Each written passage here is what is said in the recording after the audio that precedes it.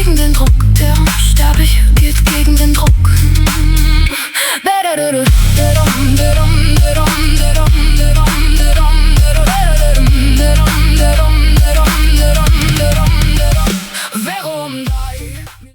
The watching arrived at the base of his skull before he had taken 30 paces. It was not the pull of the Maker's hand. He knew the pull of the Maker's hand, the way a man knows the pull of a tide he has stood in for 10,000 years. This was different. This was attention, narrow and held, and it was reading him. He did not break his stride. He did not turn. He did not lay his hand on the rune-edged blade. A man being read does not give the reader the satisfaction of his recognition. He opened the part of himself that reached. The glacial blue went out of him and across the country in the spreading way it had done since the first century of the curse, and it returned to him bearing nothing. No heart trace, no breath, no hum of the small machineries the elder sciences had left scattered through this sector. No animal, no stalker.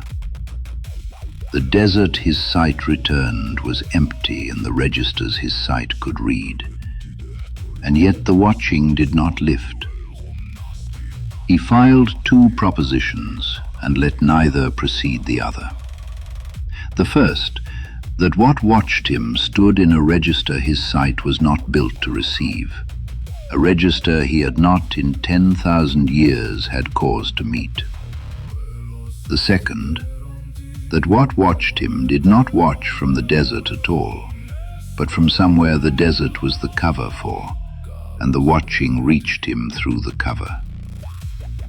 He drew the part of himself that reached back into himself, and he drew the rest of himself in after it, until what walked across the Loman was a thing that offered no surface for an attention to grip. He had learned that retreat in the long years. A man who could not die had still learned to walk in the world as a stone walks across the floor of a river, present, weighted, offering the water nothing to take hold of. He walked. The watching held. Neither acknowledged the other. He saw the ridge at the 3rd hour. It stood across the plain in a line that was the wrong line for the country. A low horizontal of stone, near the height of a tall man at its crown, running level across the desert from a 1/4 league east to a 1/4 league west.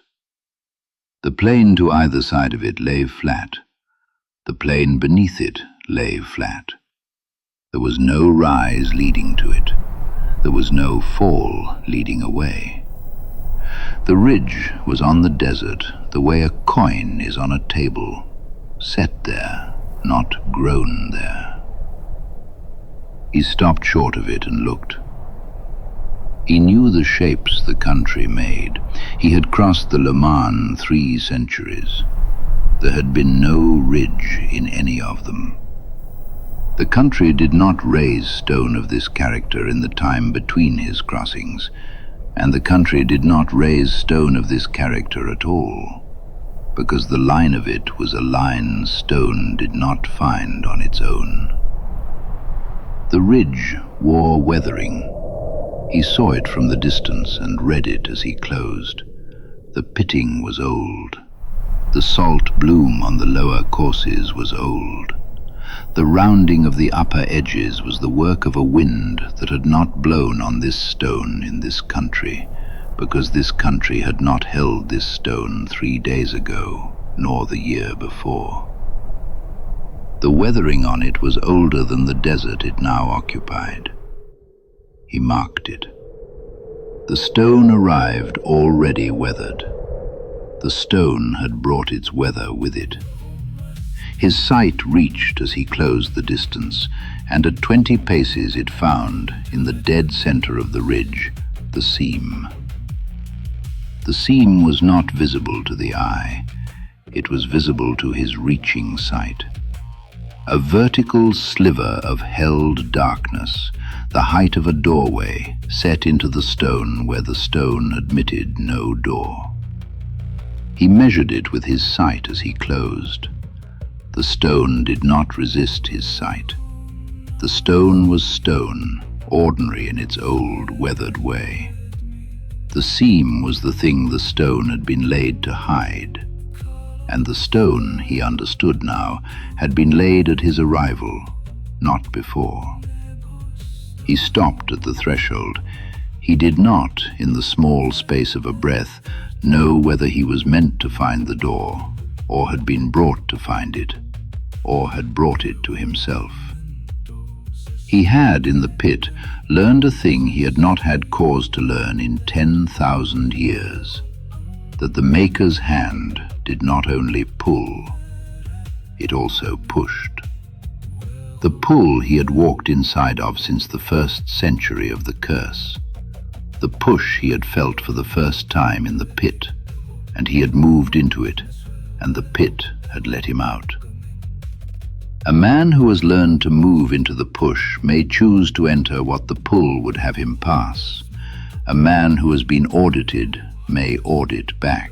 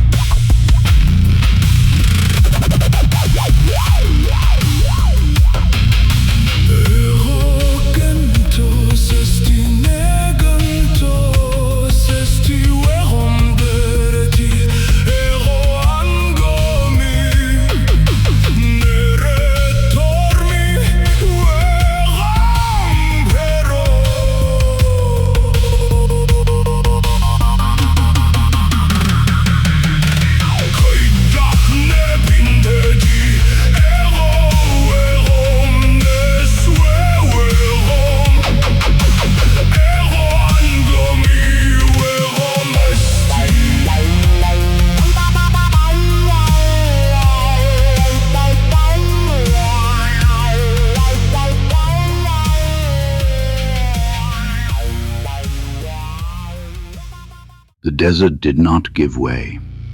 It ceased. There was no transition. One step the heat was on him and the dry weight of the Luman air was in his lungs, and the next step the air was thick and wet and green and warm in a heat of another register than the desert, and the light was a different light, and the sound, there had been no sound in the desert. The sound was the small, layered sound of growing things conducting the work of growing. He stood at the threshold of what the ridge had been laid to hide. It was a tropic, lush past the lushness of any country he had walked in any age, the green of it heavy and metabolic, the air in his lungs thick with the scent of chlorophyll overexpressed past any temperance the surface countries placed upon it. Vines fell from a canopy he could not at first locate. Water moved somewhere. The light came from above and did not come from a sun. He let the country arrive. It arrived in pieces, unfolding to its own measure. The canopy resolved out of the high green dark, and the floor of the place resolved beneath the leaf litter, and the structure at the center of the tropic resolved last. The structure was not built. That was the first thing he understood. He understood it before his eye had finished walking it. Men build with stone laid against stone, with timber set against timber, with the corner and the joint and the lintel, with the imposition of straight lines upon a country that did not, of its own, grow in straight lines. The structure at the center of the tropic had no straight line in it. The structure had grown, or had been grown. The geometry was the geometry of the seashell. the spiral the nautilus carries, the conch, the inner ear, the unborn child before it has unfolded into the shape men call their own. The structure was an architecture of unfolding, vast spirals of a substance that was a cousin to stone and bone, and not either, rising in arches whose lengths and circumferences answered to one another in a ratio he had read, in a vault in Carsaltiel, scratched on a fragment of bone older than the vault itself. The arches held a faint inner light, not reflected, not torchlight, the light of a thing that had grown its own light the way a deep-water creature grows its own light against the dark that the depth requires. He walked beneath the first arch. The watching dropped from him. It did not lift, dropped. The narrow, held attention that had ridden the base of his skull across the Lumarn ceased to find him at the moment the spiral closed over his head, and the cessation was so complete that he understood, in the small precision of a man taking a measurement he had not expected to take, that the attention had not been outside at all. The attention had been within. He had been read from the very country he was now standing inside of, and the reading had passed through the desert the way a hand passes through its own glove. The Lomarn was the glove. The fold was the hand.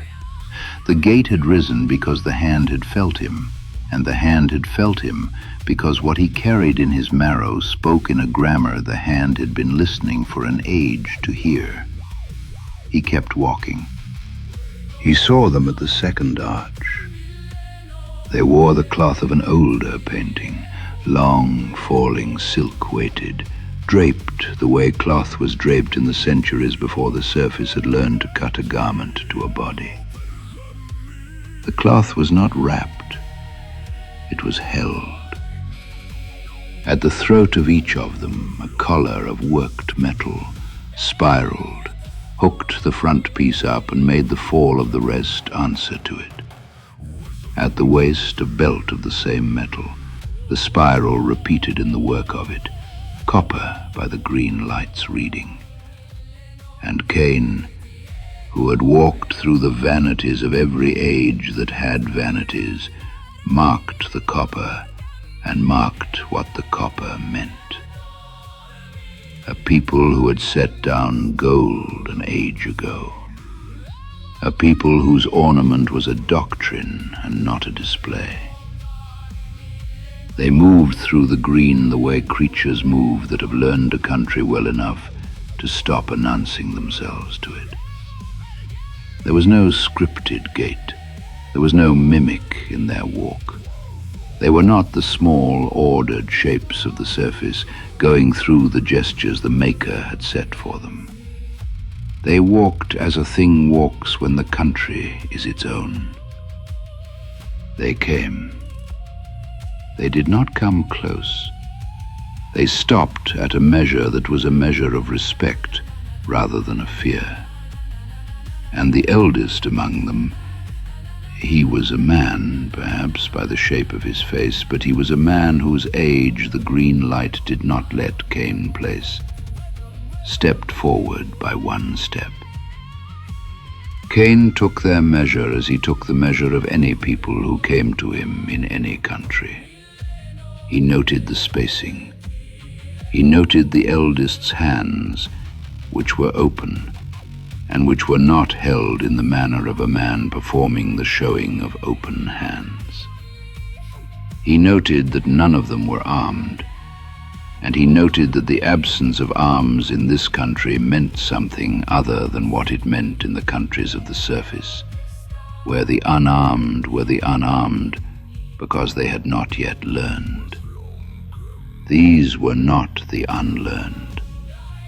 These were a people who had decided an age ago what they would carry and what they would set down.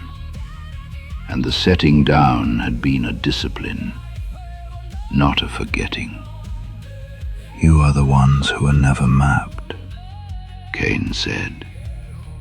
His voice was a dry rasp against the wet air. The desert was still in his throat. He did not soften it for them. The eldest looked at him with the long quiet of a man who had practiced his looking. "We are the ones the master left out of the rendering," he said. "We have been here since before the rendering was laid. We have watched it laid. We watch it still." Kane filed the verb. Rendering. Not creation, not making. The eldest had a word the surface did not have, and the eldest had used it the way a man uses a word he has spoken in the privacy of his own kind for a long time. And Kane understood, before any further thing was said, that the country he had stepped into was a country that had its theology in order. He did not let the understanding move on his face. "The watching across the desert was yours," Kane said. "It was the glass," the eldest said. "The glass listens for what it was taught to listen for. We did not tune the glass to find men.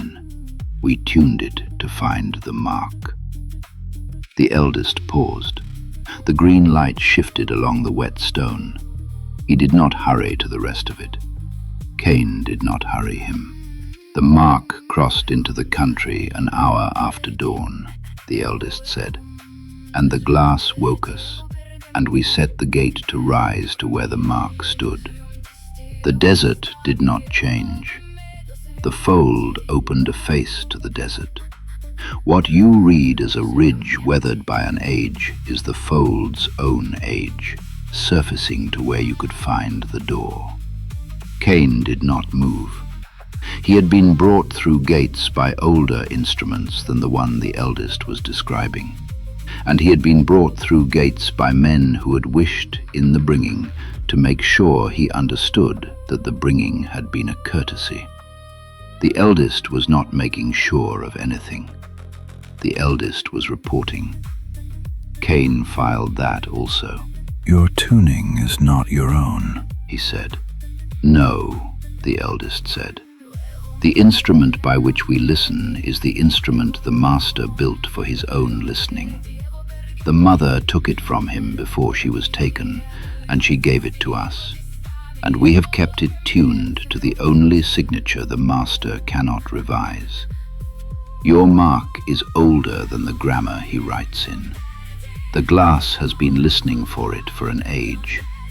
Today it heard." Kane filed the mother. He did not ask. The eldest had not offered the name and had not been asked to. There would be a glass and a vision and a chamber, and the names the eldest had not offered would come forward in their own hour, or would not come forward at all. And Kane had walked through 10,000 years of conversations of this character, and knew the discipline of waiting for what a careful people chose to surrender. He knew also that a man who pressed a careful people for the names they were keeping for the chamber would be answered with the names the people kept for the surface, and Kane had no further use for surface names. "Walk with me," the eldest said. Kane considered him. He considered the country behind the eldest, which was a country he had been shown a face of, and not the whole of. He considered the gate at his back, which was a door of an age that had been opened to him on the strength of a mark he had not asked to carry and could not set down.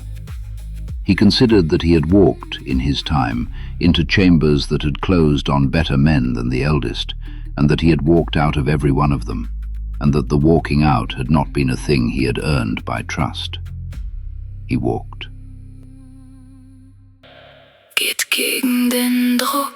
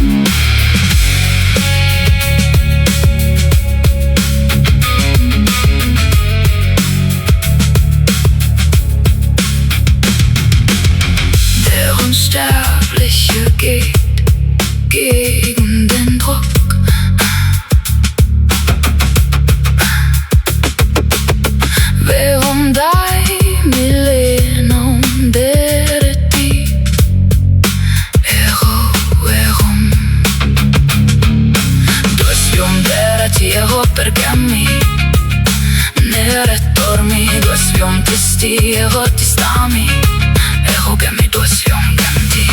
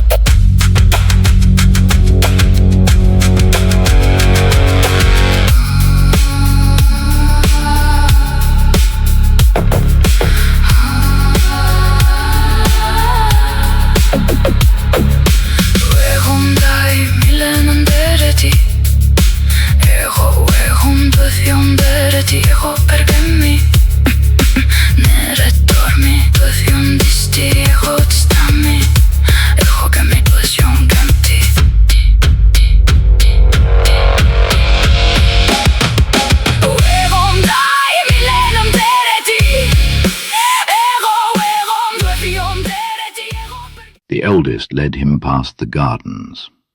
Kane did not look at them. He had marked them at the threshold and would mark them again on his way out, if there was a way out. The gardens were the country these people lived in. The eldest was taking him to the country they kept. They came to the core of the spiral. The walls here were not the bone stone of the outer arches. They were plates. Kane understood them before the eldest spoke. He had seen their like once in the vault at Castle Till, on a shard said to be older than language. He had carried it a year, then sold it in a Latroxian market to a man who did not know its worth. He had sold it because it was silent. He had not known then that it had been broken. These were not broken. These were lit. They moved in a slow rhythm. He read it with the part of himself that answered such things. It yielded. The plates were kin to the wall, but distantly. The wall had been the maker's work. These were not. These belonged to the instrument the eldest had named, the thing taken from the master before the taking, and what they held was memory the marrow had been forbidden to keep. Our memory is not in our blood, the eldest said. The master will reach the marrow. The master has already reached it. The elders foresaw this and set the memory in the glass where the marrow does not run. By the glass we remember. By the glass we found the mark. By the glass you came. Kane stopped before a plate denser than the rest. He laid his left palm against it, the hand that had carried the furnace's residue. The plate took and answered.